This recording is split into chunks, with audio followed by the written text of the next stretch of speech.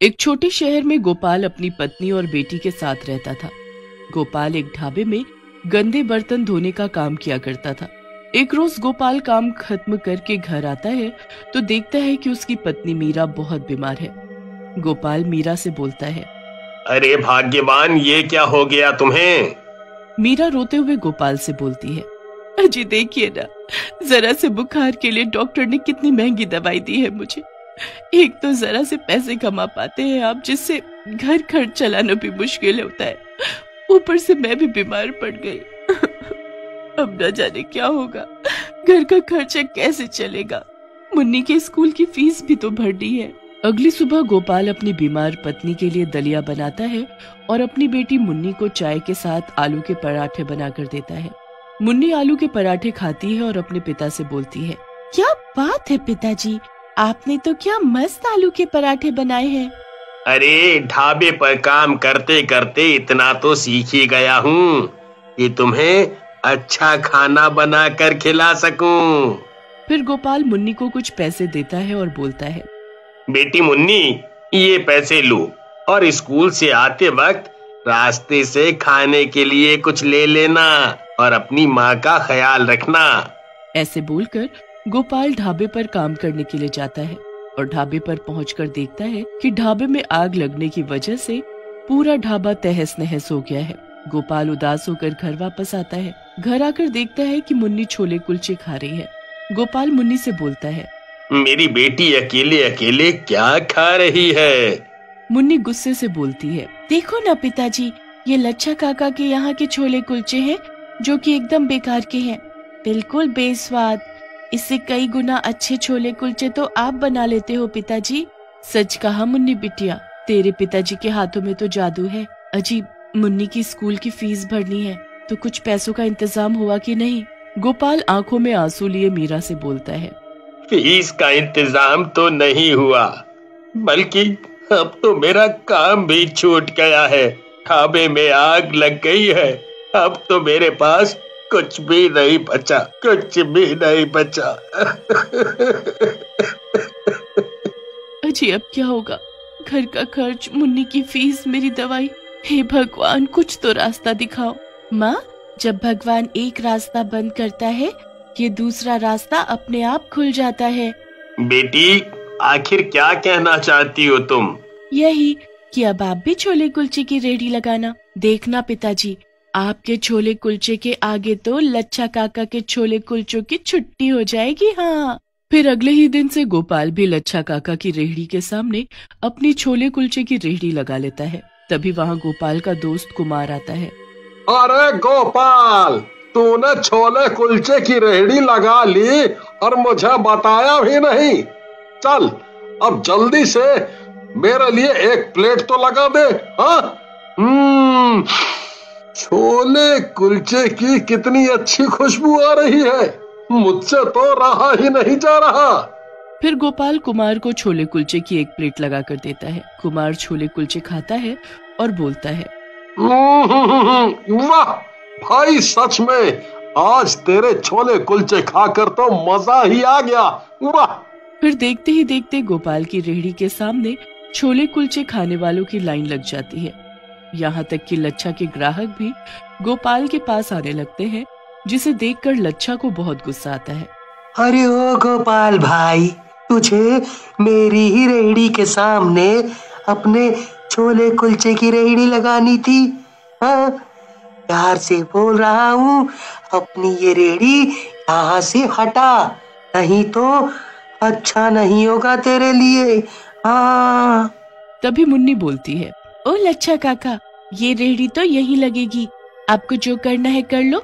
एक तो एकदम घटिया और बासी छोले कुलचे बेचते हो, ऊपर से अकड़ दिखाते हो।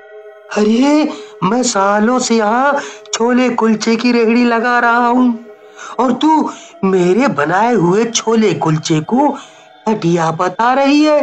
तुझे तो मैं देख लूंगा और तेरे बाप को भी।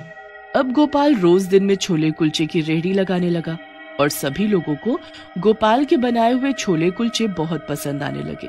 हर कोई गोपाल के छोले कुलचों की तारीफ करने लगा। देखते ही देखते गोपाल काफी अमीर हो गया। अब मुन्नी भी बड़े स्कूल में जाने लगी थी।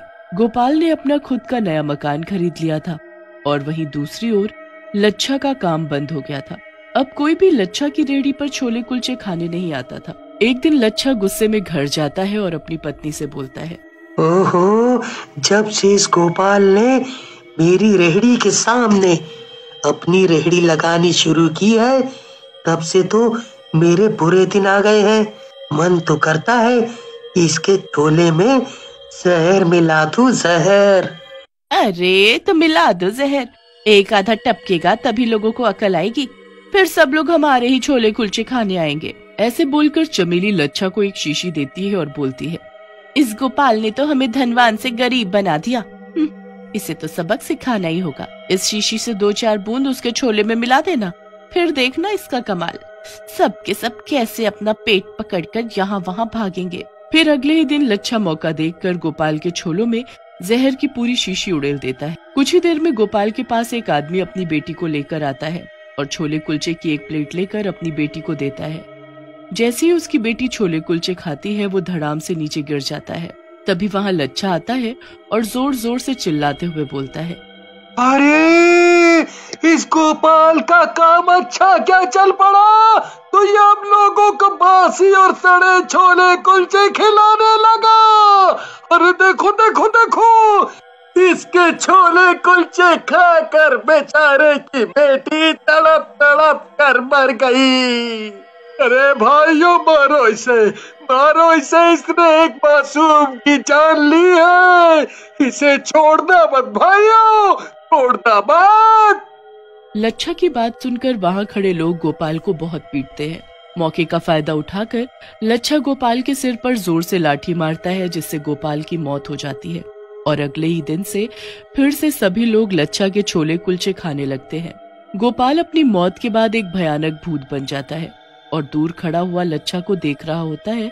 फिर भूत एक आदमी का रूप लेकर लच्छा की रेहड़ी के सामने छोले कुलचे बेचने लगता है, और वो भी लच्छा से आधे दाम में। आओ भाइयों, आओ आओ आओ आओ आओ, चले आओ, मेरे छोले कुलचे खाओ, वो भी लच्छा के छोले कुलचे से आधे दाम में। जी हाँ भाइयों, आधे दाम में। 40 रुपए नहीं, बल्कि 20 रुपए में पेट भरकर छोले कुलचे खाओ। ओ भाई, ये क्या तरीका है छोले कुलचे बेचने का? यहाँ से चलता बन, नहीं तो अच्छा नहीं होगा तेरे लिए। हाँ। उस आदमी को धमकाकर लच्छा अपनी रेहड़ी पर वापस आ जाता है। फिर वो आदमी अपने भूतिया रूप में आकर चिल्लाता हुआ लच्छा की रेहड़ी के पास जाता है।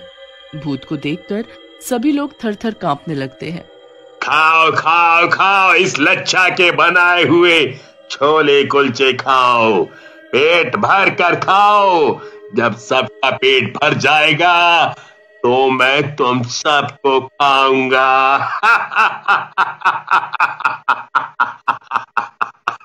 अरे भाया, अरे भाया, ये भूत कहाँ से आ गया रे?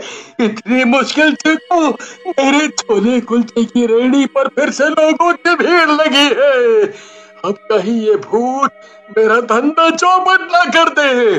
अरे भाया, अरे भाया। क्या बक बक कर रहा है लच्छा? तूने ही लोगों को भड़काया था ना कि गोपाल के छोले कुलचे बासी और खराब हैं, जिसे खाकर उस लड़की की मौत हो गई। बोल, बोलना, अब क्यों तेरी बोलती बंद है? भूत लच्छा का गला पकड़ लेता है, जिसे देखकर वहाँ खड़े सभी लोग बहुत डर जाते हैं और इधर उधर भागने लगते हैं। पहले ये बता कि तूने सभी लोगों को ये क्यों कहा कि गोपाल के छोले कुलचे खाकर वो बेचारी लड़की मर गई? अरे भूत भाई, पहले मेरा गला तो छोड़ो। हाँ, अरे बहुत दर्द हो रहा है रे। जल्दी बता, नहीं तो तुझे और यहाँ खड़े सभी लोगों को मैं नमक मिर्च लगाकर खा जाऊंगा। मैं बताता हूँ, मैं सब कुछ बताता हूँ। हाँ, मैंने गोपाल के छोलों में जहर मिला दिया था, जिसकी वजह से उस बच्ची की मौत हो गई। मगर लच्छा, तूने ऐसा किया तो क्यों किया? मैंने ये सब इसलिए किया क्योंकि मेरे सभी ग्राहक गोपाल के छोले कुलचे ही खाना पसंद करते थे। पर भूत भाई, तुम हो कौन? मैं गोपाल हूँ। फिर सभी लोग लच्छा को पुलिस के हवाले कर देते हैं। लच्छा को सजा मिलते ही गोपाल की आत्मा को भी मुक्ति मिल जाती है और वो वहां से गायब हो जाता है।